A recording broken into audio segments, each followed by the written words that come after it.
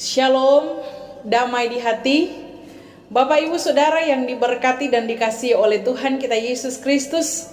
Luar biasa penyertaan Tuhan dalam kehidupan kita, sehingga sampai saat ini kita masih tetap dalam keadaan yang diberkati oleh Tuhan. Kekuatan, kesehatan, kebahagiaan, sukacita masih menjadi bagian dalam kehidupan kita semua. Saudara-saudara, saya bersyukur kepada Tuhan Yesus ketika masih memberikan firman-Nya untuk dibagikan di saat ini, sehingga saya kembali Pendeta Veralina Lahiwu menjumpai Bapak Ibu Saudara lewat media YouTube ini. Semoga media YouTube ini dapat memberkati setiap saudara-saudara yang mendengarkan firman Tuhan. Saudara yang diberkati Tuhan, saat ini saya akan membagikan bagian firman Tuhan sesuai dengan bacaan Gereja Masehi Injili di Minahasa dari tanggal 4 Februari sampai 10 Februari 2024. Luar biasa, kita sudah ada di bulan baru, bulan Februari, saudara-saudara. Dan puji Tuhan, sampai hari ini Tuhan selalu ada di tengah-tengah kehidupan kita semua. Bagian firman Tuhan yang akan saya bagikan saat ini yaitu terdapat dalam kitab Amos pasal 5 ayat 7 hingga ayatnya yang ke-13. Namun sebelum kita membaca firman Tuhan, mari berdoa. Tuhan Allah, terima kasih buat setiap kasih dan anugerah-Mu dalam kehidupan kami. Hamba-Mu penuh dengan keterbatasan dan kekurangan, namun Tuhan selalu memberikan kesempatan bagi hamba-Mu untuk menyampaikan firman di saat ini. Biarlah Tuhan Allah memberkati firman ini sehingga setiap orang yang mendengarkan firman-Mu benar-benar dibaharui dan boleh melakukan firman-Mu dalam kehidupan setiap hari. Bersabdalah bagi kami saat ini Tuhan, karena kami telah siap dan rindu untuk mendengarkan kebenaran firman-Mu. Dalam nama Tuhan Yesus kami berdoa, amin. Saudara-saudara, mari kita membaca Alkitab. Saya mengambil bacaan dalam kitab Amos pasal 5 ayat 7 hingga ayat yang ke-13. Ini Alkitab edisi yang kedua. Diberikan judul Kecaman Terhadap Ketidakadilan. Hai kamu yang mengubah keadilan menjadi racun pahit dan yang mengempaskan kebenaran ke tanah, Dia yang telah membuat bintang Kartika dan bintang Belantik, yang mengubah kekelaman menjadi pagi dan membuat siang menjadi gelap seperti malam, Dia yang memanggil air laut dan mencurahkannya ke atas permukaan bumi, Tuhan itulah namanya. Dia yang membuat kebinasaan menyambar yang kuat, sehingga kebinasaan menimpa kota berkubu. Mereka membenci orang yang memberi teguran di pintu gerbang, dan mereka muak terhadap orang yang berkata jujur. Kamu menginjak-injak orang yang lemah dan memungut pajak gandum. Sebab itu sekalipun kamu telah mendirikan rumah-rumah dari batu yang dipotong, kamu tidak akan mendiaminya. Sekalipun kamu membuat kebun anggur yang indah, kamu tidak akan minum anggurnya. Aku tahu betapa banyaknya perbuatan jahatmu dan betapa merajalelanya dosamu, hai kamu yang menekan orang benar, yang menerima suap dan yang menyingkirkan orang miskin di pintu gerbang. Sebab itu orang yang berakal budi akan berdiam diri pada waktu itu, karena waktu itu waktu yang jahat. Demikianlah firman Tuhan. Bapak Ibu Saudara yang dikasihi dan diberkati oleh Tuhan kita Yesus Kristus, bagian firman Tuhan yang kita baca saat ini diangkat tema bersama Tuhan melawan ketidakadilan. Saudara-saudara, apa itu adil? Adil adalah sama berat, tidak berat sebelah, tidak memihak. Itu adil, saudara. Namun pengertian adil juga adalah berpihak pada yang benar, berpegang pada kebenaran. Dan adil adalah tidak sewenang-wenang. Sehingga saudara yang diberkati Tuhan, yang menjadi pertanyaan bagi kita saat ini, pernahkah kita mengalami ketidakadilan? Atau pernahkah kita diperlakukan secara tidak adil? Baik dalam kehidupan keluarga, dalam lingkungan gereja, atau dalam lingkungan masyarakat yang ada. Pasti saudara, orang yang diperlakukan tidak adil, orang yang merasakan perlakuan tidak adil, pasti sakit rasanya, saudara-saudara ya. Sakitnya tuh di sini, saudara, ya. Kalau masih sakit gigi masih sedap, saudara, jangan sakit hati. Sehingga saudara yang diberkati Tuhan, siapapun kita pasti ingin keadilan, tetapi masih saja ada orang-orang yang berbuat tidak adil. Makanya tema tadi dikatakan, bersama Tuhan kita melawan ketidakadilan. Dari tema ini, saudara-saudara, terkait dengan bacaan kita saat ini dalam kitab Amos pasal 5 ayat 7 sampai ayatnya yang ke-13. Dari judul yang ada pun diberikan judul kecaman terhadap ketidakadilan. Saudara-saudara, kitab Amos yang kita baca ini mungkin jadi pertanyaan bagi kita, siapa Amos, saudara-saudara? Amos ini adalah seorang dari Yehuda, ya. Dia berasal dari kerajaan Yehuda, namun dia bernubuat di kerajaan utara, saudara-saudara. Tempat asalnya ialah Tekoa, 20 km di sebelah selatan Yerusalem. Dan dia ini adalah seorang peternak domba. Lebih tepatnya ia mengawasi peternakan domba yang diperlukan untuk digunakan di bait suci Yerusalem. Di samping itu juga, saudara-saudara, dia ini adalah seorang petani yang memiliki dan juga mengurus kebun arah. Kemudian Allah memanggil Amos menjadi penyambung lidah Allah, bernubuat untuk Israel Utara, menyampaikan kehendak Tuhan. Dia menjadi nabi. Untuk itulah saudara, dia dipanggil Tuhan, diutus pergi ke pusat kerajaan Israel Utara untuk memaklumkan di sana hukuman Tuhan atas Israel, tetapi juga mengajak mereka untuk bertobat. Bapak Ibu Saudara yang diberkati dan dikasihi oleh Tuhan kita Yesus Kristus, ternyata saudara-saudara, bangsa Israel ini melakukan kejahatan di hadapan Tuhan. Dan kejahatan yang dilakukan Israel ini terkait dengan keadilan dan kebenaran. Saudara, berbicara tentang keadilan dan kebenaran ini ada dua hal yang berbeda, tetapi tidak bisa dipisahkan, karena sangat erat kaitannya. Karena di mana ada keadilan, di situ ada kebenaran. Begitu juga sebaliknya, saudara-saudara. Tetapi bangsa Israel, khususnya mereka yang memegang kekuasaan, para hakim-hakim, para tua-tua, dan juga terkait dengan para orang-orang berduit, saudara, orang-orang kaya, orang-orang terkemuka. Pada waktu itu mereka mengubah keadilan dengan racun pahit. Dikatakan dalam Alkitab edisi 1, mengubah keadilan menjadi ipu. Ya, bayangkan saudara-saudara, mereka mengubah keadilan menjadi racun pahit. Jadi hal ini tidak hanya tidak berguna, namun hal ini sangat berbahaya bagi kehidupan umat pada waktu itu. Bapak Ibu Saudara yang diberkati dan dikasihi oleh Tuhan kita Yesus Kristus, mereka tidak hanya menolak keadilan, mereka tidak hanya membuang keadilan, tetapi mereka mengubah keadilan menjadi racun pahit.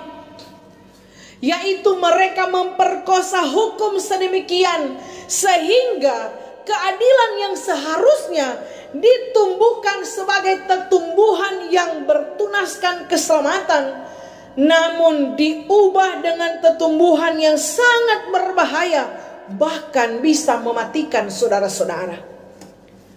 Ketika para orang kaya ini menindas orang miskin, saudara, para orang kaya ini bersekongkol dengan para hakim, para tua-tua, sehingga mereka yang miskin dan lemah ketika menuntut keadilan, mereka mendapat masalah, mendapat pukulan, saudara.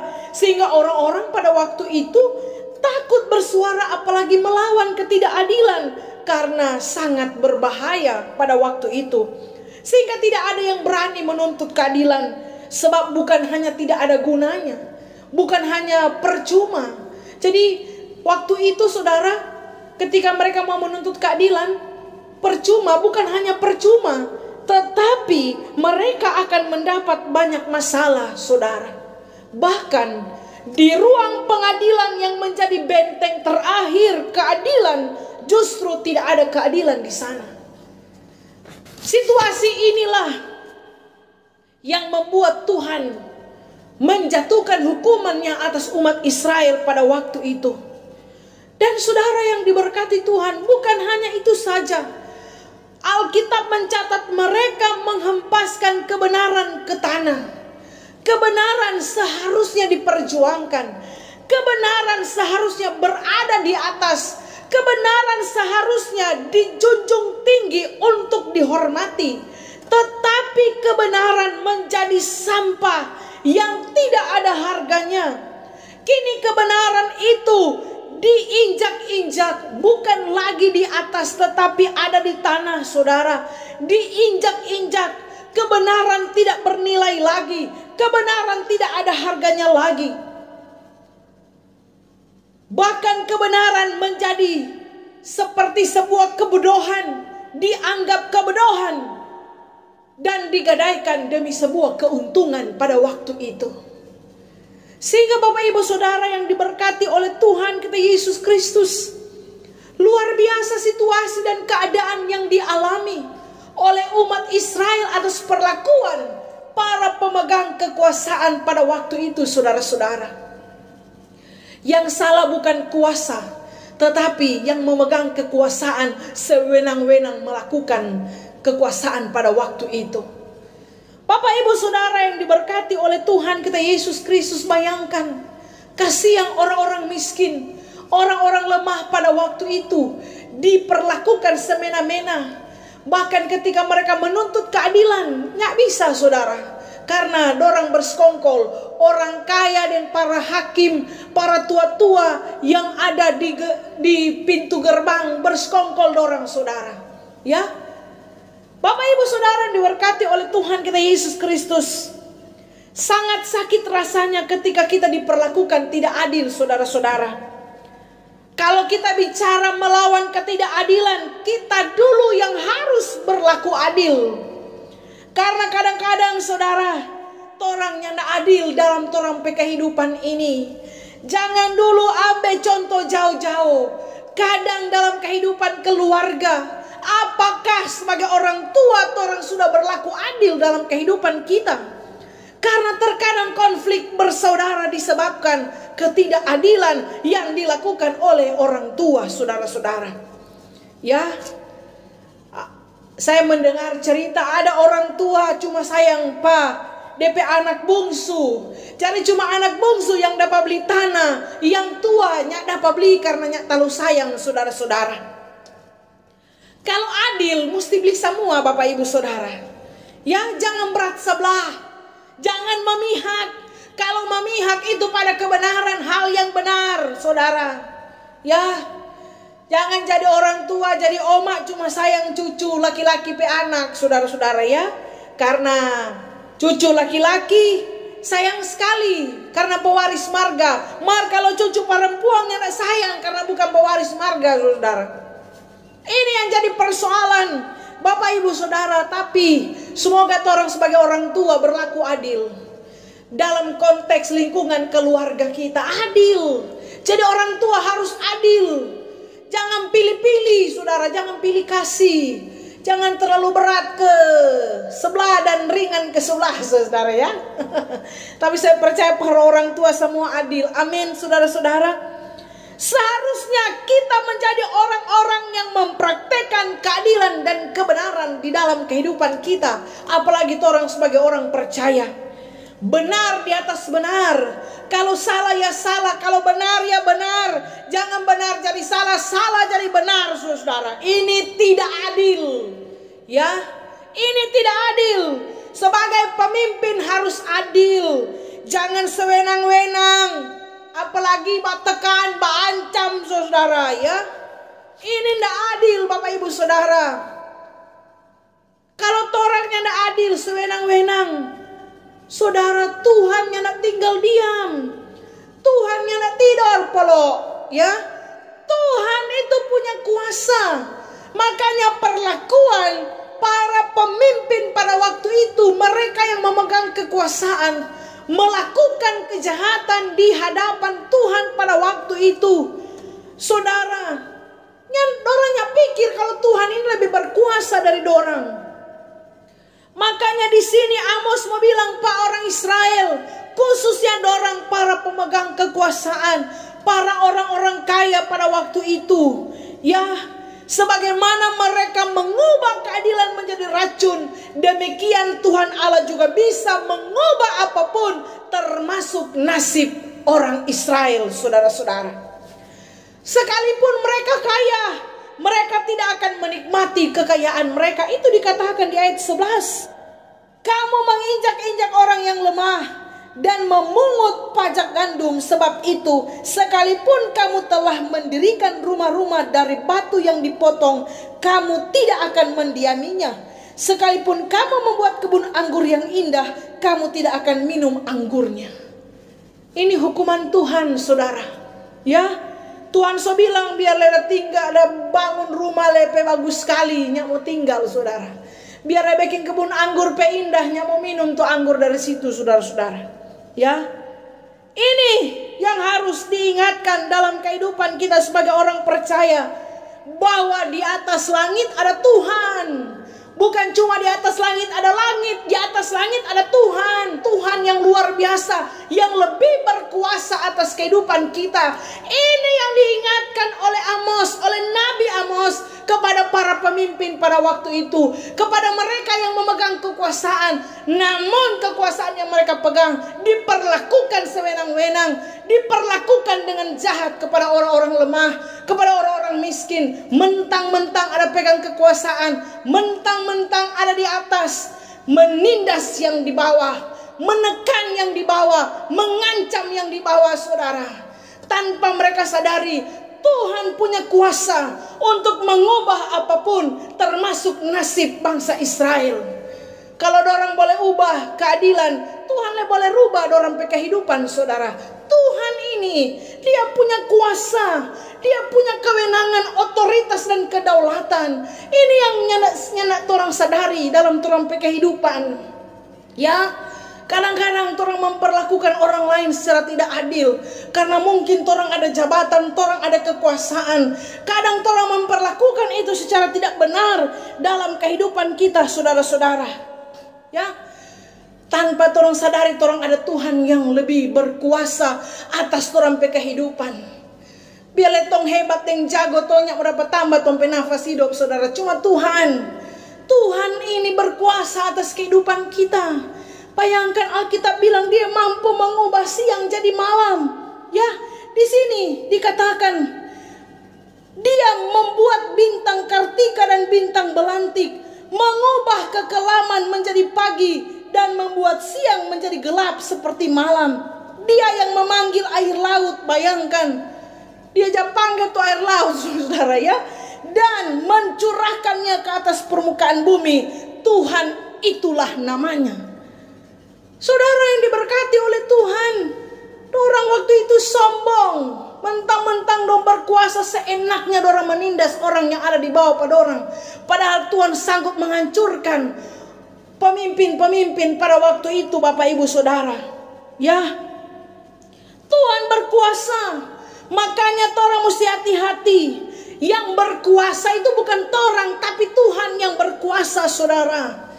Kalau hari ini orang nyandak adil, nyandak benar, orang memperlakukan orang lain tidak adil, orang sewenang-wenang, suka baancam, suka batekan, itu nyandak adil. Ya, Tuhan nyandak tinggal diam. Makanya Amos bilang pada orang, bertobat, cari Tuhan, bertobat. Karena penghukuman Tuhan akan datang bagi umat Israel pada waktu itu, saudara-saudara. Makanya kalau orang melakukan ketidakadilan dalam orang kehidupan, bertobat, saudara. Jangan nanti Tuhan sehukum baru orang mau sadar. Bertobat, hidup adil, lakukan keadilan, perlakukan orang lain dengan adil. Sebab orang benar tidak mungkin memperlakukan orang lain tidak adil, saudara. kecuali torang yang tidak benar. Kalau torang orang benar, orang yang telah dibenarkan oleh Tuhan, maka torang akan melakukan keadilan di dalam torang kehidupan. Saudara yang dikasihi dan diberkati oleh Tuhan kita Yesus Kristus, apa yang torang tabur itu yang akan torang tuai. Ketika torang memperlakukan orang lain dengan adil, itu pun akan menjadi bagian dalam kehidupan kita, saudara. Makanya, kalau kita ingin dihargai, kita harus menghargai orang lain.